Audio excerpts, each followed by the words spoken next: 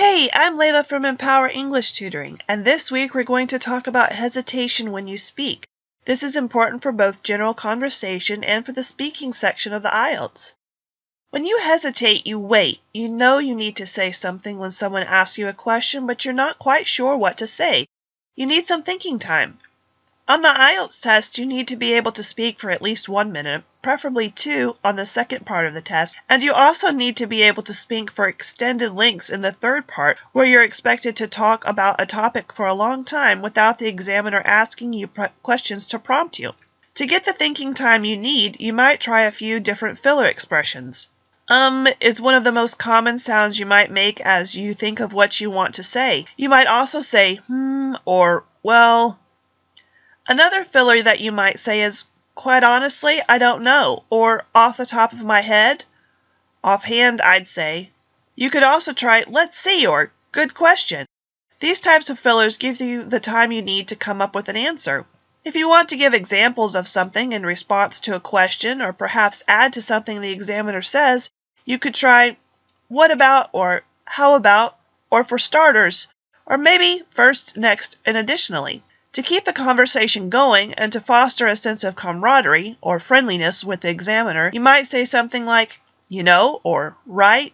You could also say, does that make sense, or you know what I mean? Here are some examples of how you might use some of these fillers in response to questions about public versus homeschool education and pollution. Education should be conducted by trained teachers in government-regulated settings.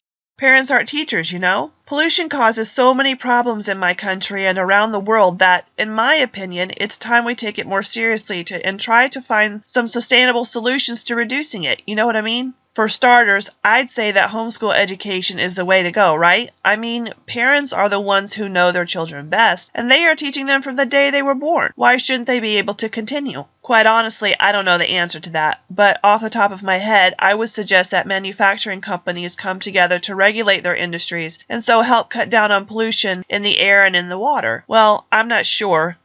How about if Parliament passes legislation that requires parents to test their children at designated testing centers to prove that their children are meeting grade-level standards and expectations if they choose to homeschool? Wow, good question. To be truthful, I don't know how to solve that problem, but I might suggest that the government regulate the manufacturing industry more. Does that make sense? Here's an example. What about if the government required manufacturing companies to cut back on their air pollution by a certain percentage each year? Make a comment if you know of other fillers that can be helpful. If you'd like me to review your speaking for the IELTS, visit EmpowerEnglishTutoring.com, click on Store, and then purchase the IELTS Speaking Review. There are practice questions on the site that you'll record your answers to, and then I'll provide a detailed critique of your answers that you email to me. Thanks, and see you next time.